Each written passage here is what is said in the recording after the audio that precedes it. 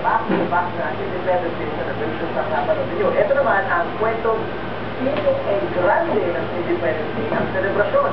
Join Casey ng 75th birthday celebration ni Mama Rita. Noon natin.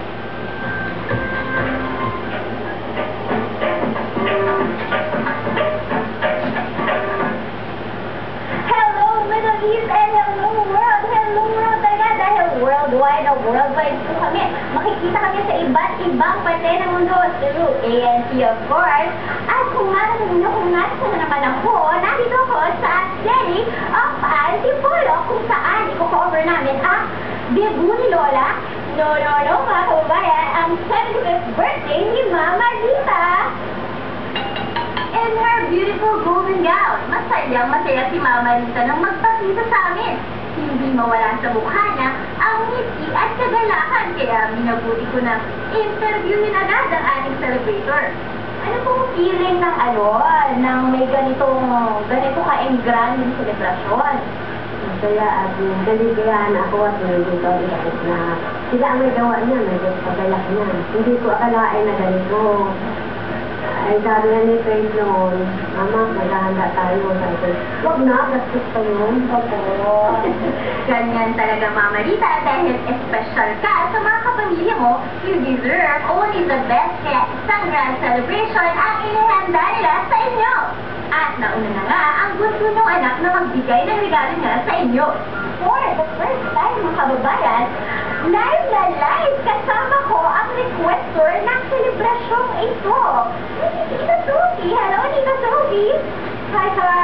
Tita Sophie, I heard na sinusay ko si Mama Rita for the celebration. Kaya talagang sinadya ko siyang sorpresahin at pinaplanuhan namin magkakapatid na hindi niya malaman na paparating kami ng bunso ko, si Jennifer K. Kasi 7 years na kami hindi nakikita. So, yung ako niya rin, hindi niya rin nakikita dahil sa uman ko na siya pinanganak. Ang sweet at nakaka-touch naman ang ginawa niyo, Tita Sophie. So, paano naman kayo nag-react sa surprise, Mama Rita? Sigawan kami. Hindi ko maintindihan kung sino una kong aakapin. Pero ito'y kasi kita ko lang dyan sa apo ko. At niyakap ko yung apo ko. Tapos, nagkakap ko kami mag-ina. Wow, Mama Rita, naiiyak naman ako sa surprise ng Tita Sophie sa inyo. Pero teka, simulan na lang natin ang tuloy na selebrasyon. Namangha ang lakas sa ganda ni Mama Rita nang siya ay lumabas. Todo ang pa-picture niya sa lahat ng dumalo, mapakapamilya, kamag-anak o mga kaibigan. Isang video presentation ang ninandog ng kanyang apo at dito ay makikita ang iba't ibang face sa buhay ni Mama Rita, kung paano siya naging matatag upang maging ama at ina sa anim niyang anak.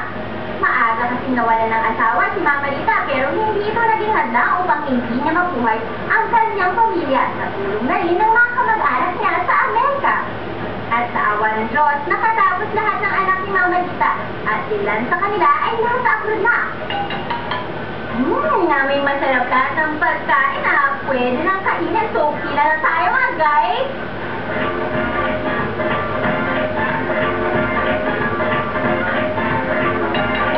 So, Mama Rita, blow na your candle and let your diamond ears spark like a gold.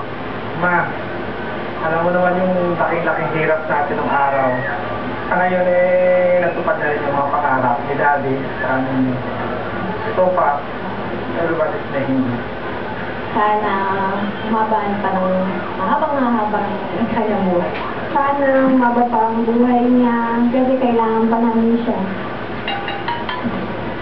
Naging matagumpay mga kababayan ang 75th birthday celebration ni Mama Rita. At hindi lang ito birthday celebration mga kababayan dahil naging grand reunion siya ng pamilya tayo. Kaya kung gusto nyo puntahan ko ang mga okasyon ninyo, mag-text na, mag-email and visit our website. Again, this is Tikay and Gay Crasher ng Bayan. Bye-bye! See ya! Well, see ya! Ay, parang natutuwa ako kay Kikay, ha? Kaya siya.